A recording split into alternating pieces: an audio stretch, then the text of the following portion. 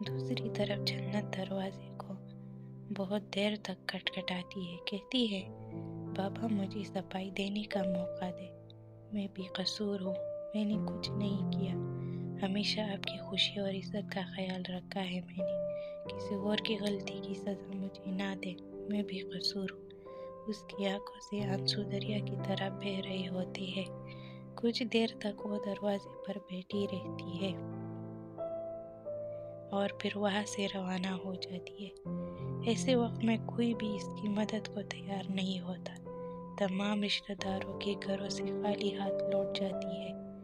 بھوک پیاس سے بدحال وہ دوسرے شہر میں چلی جاتی ہے اور وہاں ایک گھر کے سامنے بے ہوش ہو جاتی ہے۔ اس گھر کے نوکر جا کر اس گھر کے میڈم سے کہتا ہے کہ گھر کے سامنے ایک لڑکی بے ہوش پڑی ہے۔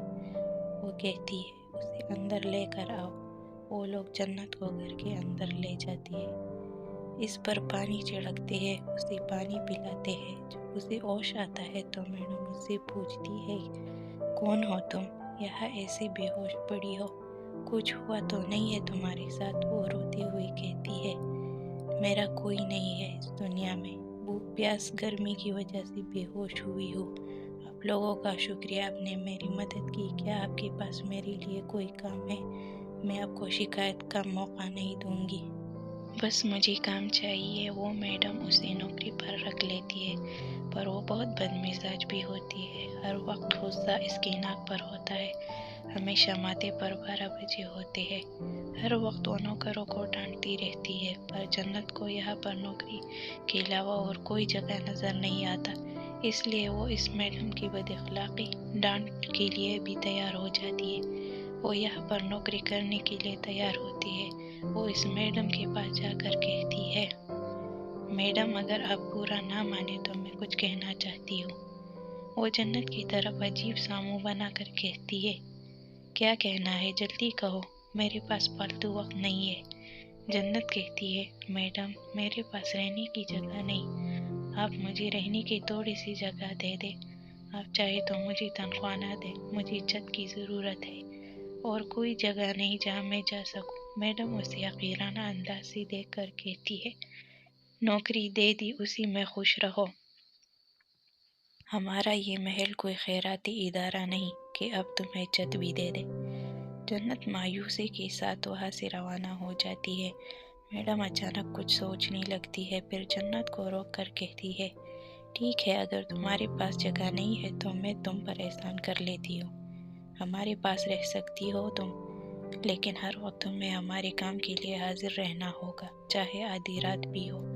جنت خوشی سے اچھل کر کہتی ہے ٹھیک ہے میڈم، میں ہر وقت حاضر رہوں گی، آپ کا بہت بہت شکریہ، اللہ آپ کو اس کا اجر دے۔ میڈم کہتی ہے ٹھیک ہے، آپ جاؤ، یہاں سے میرے لیے چائے بنا کر لے آؤ۔ وہ وہاں سے چائے بنانے کے لیے باورچی خانے میں چلی جاتی ہے۔ جنت کو تو نوکری اور چھت دونوں مل جاتے ہیں، اور دوسری طرف اس کے ماں باپ کا برا حال ہوتا ہے۔ اس کے بابا کو یہ احساس ہو جاتا ہے کہ اس نے جو کیا جنت کے ساتھ وہ غلط ہے۔ اس معاملے میں جنت کی کوئی غلطی نہیں تھی، غصے میں لی ہوئی فیصلے پر اب انہیں پچھتاوا ہو رہا تھا۔ انہوں نے جنت کو ہر جگہ تلاش کیا، ہر گلی، ہر محلے میں، رشتہ داروں کے گھر، پر جنت کہیں نہیں ملی۔ ایک دن میڈم سب نوکروں کو بلا کر کہتی ہے کل محل میں پارٹی رکھی گئی ہے، محل کو ایسے سجا دو کہ لوگ دیکھتے رہ جائیں، کوئی بھی کونا پھولوں سے خالی نہیں ہونا چاہیے، شاندار گانے ہونے چاہیے، کوئی بھی گڑبڑ نہیں ہونی چاہیے، اور اگر کوئی غلطی ہوئی تو مجھ سے برا کوئی نہیں ہوگا۔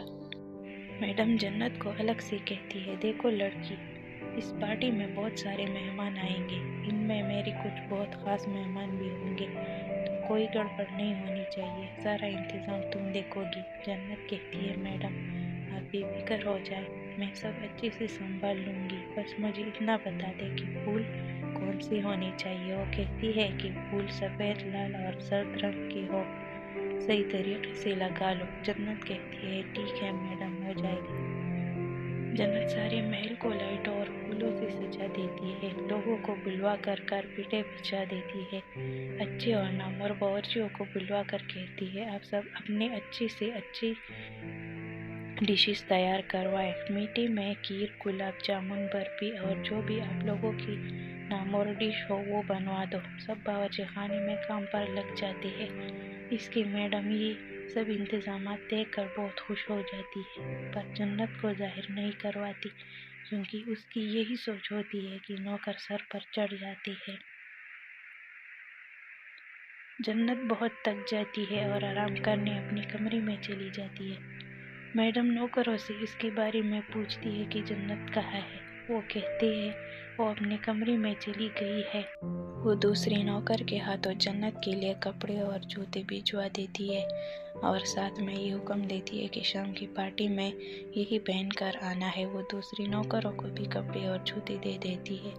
نوکر جنت کے کمرے میں جا کر جنت کو کپڑے اور جوتے دے دیتا ہے اور ساتھ میں میڈم کا حکم بھی سنا دیتا ہے۔ جنت کپڑے دیکھ کر بہت خوش ہو جاتی ہے۔ شام ہو جاتی ہے۔ جنت اپنے کپڑے اور جوتے پہن کر تیار ہو جاتی ہے۔ وہ انتہائی خوبصورت اور حسین نظر آتی ہے۔ مہمان آنا شروع ہو جاتے ہیں۔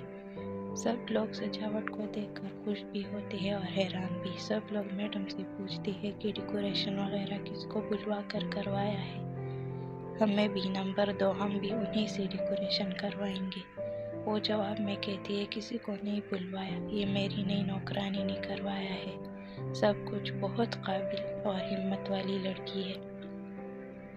اس میڈم کی ایک سہیلی اس کے پاس آ کر کہتی ہے یار مجھے اپنی اس نئی نوکرانی سے نہیں ملواؤ گی؟ وہ کہتے ہیں بلوا کر لاتی ہوں پر آپ سب اس سے مل لینا، لیکن ایک بات یاد رکھنا کسی نے بھی اس کی تعریف نہیں کرنی ورنہ نوکر سر پر چڑھ جائیں گے۔ نوکروں کو اپنے اوقات میں رکھنا چاہیے۔ یہ کہہ کر وہ جنت کو بلوانے چلی جاتی ہے۔ لوگ آپس میں باتیں کرنے لگ جاتے ہیں کہ کیسی عورت ہے یہ، اس لڑکی نے اتنی محنت کی، اس کے محل کو جنت بنایا، اور ایک اینک چڑھی ہے کہ احسان فراموش۔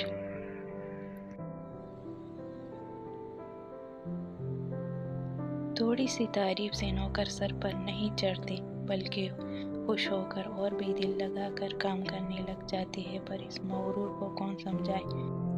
میڈم نوکر کو کہتی ہے کہاں ہے یہ میڈم جنت؟ وہ ہماری نوکرانی ہے یا ہم اس کے جو ہم بار بار اس کو بلوائیں گے؟ جاؤ جا کر اس میڈم کو بلا کر لے آؤ۔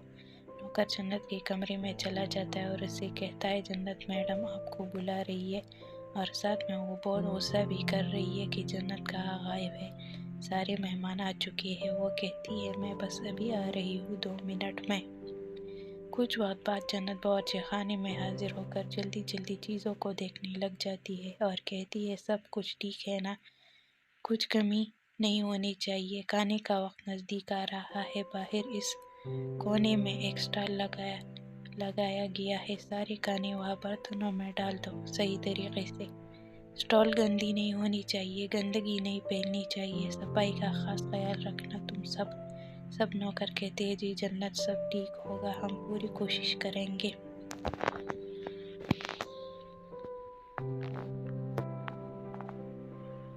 اس کی میڈم کے 2 بیٹے اور ایک بیٹی ہوتی ہے۔ اس کی بیٹی کا نام عائشہ ہوتا ہے، بیٹوں کے نام احمد اور احمر۔ یہ تینوں جنت سے بہت جلتے ہیں، خاص طور پر عائشہ، کیونکہ اس کی ماں عائشہ کو اکیلے میں ہمیشہ طعنہ دیتی رہتی ہے کہ جنت کو دیکھو کیسی سلجھی ہوئی سمجھدار لڑکی ہے، کتنی خوبصورت ہے اور کتنی خوبصورتی سے سب کچھ سنبھالتی ہے، کچھ بھی کہوں منہ سے کچھ نہیں نکالتی، کتنی محنتی ہے، اور ایک میرے بچے ہیں جن کو کوئی سلیقہ نہیں، نہ ہی کھانے پینے کا، نہ ہی اٹھنے بیٹھنے کا، نہ ہی سونے جاگنے کا، کچھ اس سے ہی سیکھ لو۔ یہ ساری باتیں ان کو بہت بری لگتی ہے، وہ ہمیشہ جنت کو ستاتے رہتے ہیں۔ عائشہ کو تو جنت سے نفرت ہوتی ہے، انتہائی نفرت۔ وہ چاہتی تو جنت کو اس گھر سے بہت دور کر دیتی، پر وہ اپنی ماں سے مجبور ہوتی ہے۔ میڈم اپنے تینوں بچوں کو بلا کر کہتی ہے سارے مہمان آ گئے ہیں، میں تم تینوں کو سب سے ملواتی ہوں، پر خیال رہے سب سے اچھے سے ملنا، اچھے سے مسکراہٹ کے ساتھ۔ عائشہ منہ بسوتے ہوئے کہتی ہے جی امی جی، آپ کی وہ پیاری سی جنت کی طرح آپ فکر نہ کریں، ہم ٹھیک سے سب سے ملیں گے۔